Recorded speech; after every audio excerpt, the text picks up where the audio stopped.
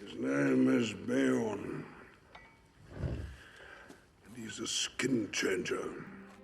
In the darkest corners of the Wilderland, where the Anduin flows through forgotten glades and the shadows of Mirkwood stretch long, lives a creature older than legend, a man who becomes a beast, a guardian who walks alone. His name? Beorn. But he is not the only one. There are whispers of others, skin changers, shapeshifters, beings who walk the line between man and animal, shrouded in mystery. Where did they come from? Are they a gift of the Valar, or something far more ancient and wild? Welcome back to the channel. This is the story of Beorn, and the forgotten race of the Skin Changers. Let's begin.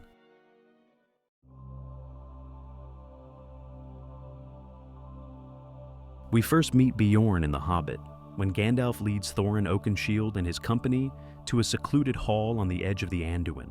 Beorn is a skin changer. He can take the form of a massive black-furred bear.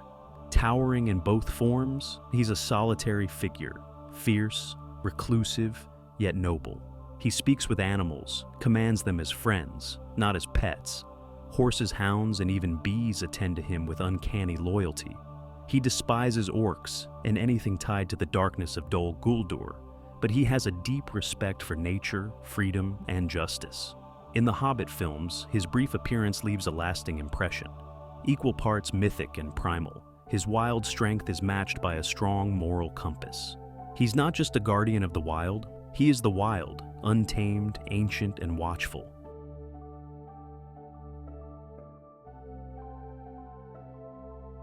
Tolkien tells us frustratingly little about Beorn's origins.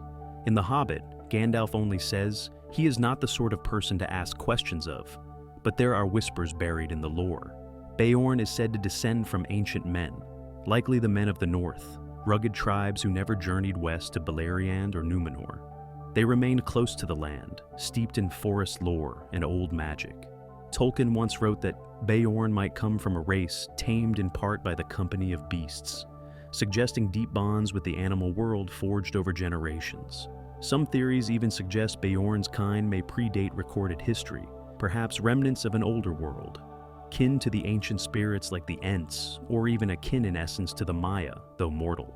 Was Beorn a one-off miracle of nature, or a forgotten echo of Middle-earth's wilder past? Maybe a surviving ember from a time when men and beasts were not so far apart.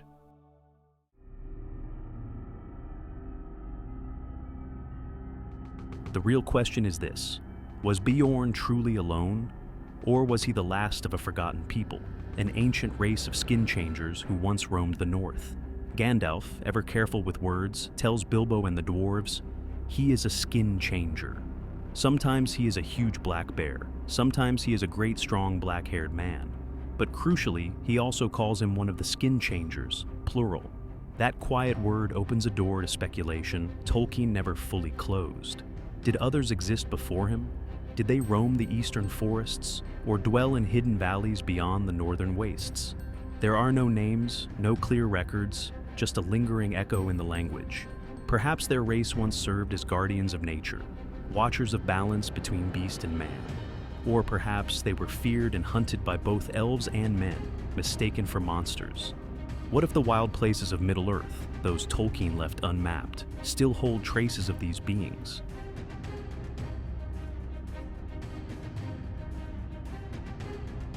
Shapeshifting is not unique to Beorn in Middle-earth.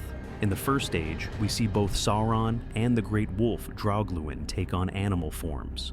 Luthien herself uses disguise and magic to change her appearance. But Beorn is something else entirely. His transformation is not sorcery, it's not illusion, it's natural. When he becomes the bear, he doesn't lose himself. He gains something: strength, size, but also the instincts and senses of the animal. He does not need spells or rings. His power is raw, innate.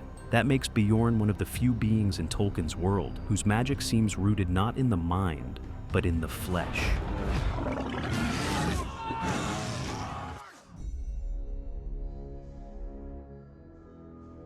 Beorn's most iconic moment comes at the climax of The Hobbit, the Battle of the Five Armies.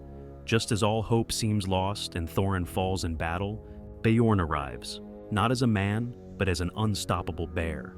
He doesn't just fight, he shatters the tide of orcs. He charges through ranks of goblins, claws dripping, fury unleashed. In the chaos, he lifts Thorin's broken body from the field and carries him to safety. One of the few acts of mercy in a moment drenched in blood. And then, just as suddenly, he vanishes again into the wild. No songs are sung of him, no treasure taken. His role is that of the wild savior, an untamed guardian who appears only when the balance must be restored. In a world of kings and dragons, it is a bear from the forest who tips the scales of war.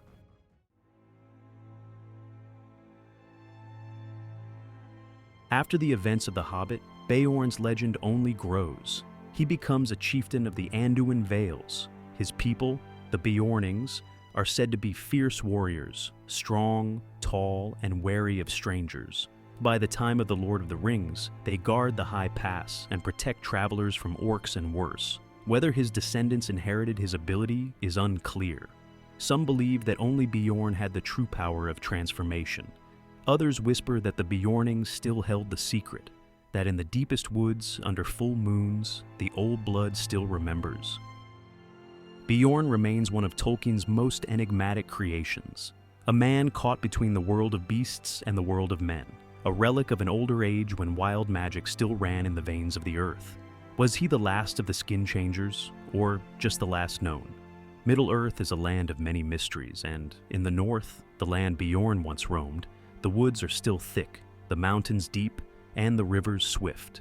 Perhaps, if you walk far enough under starlight, past the fields of bees and the carved wooden gates, you might still hear the low growl of something watching from the trees. If you enjoyed this dive into the wild heart of Middle-earth, like and subscribe for more tales from Tolkien's Forgotten Corners, and let us know what other mysteries of Arda should we uncover next. Thanks for watching, and as always, see you on the next one.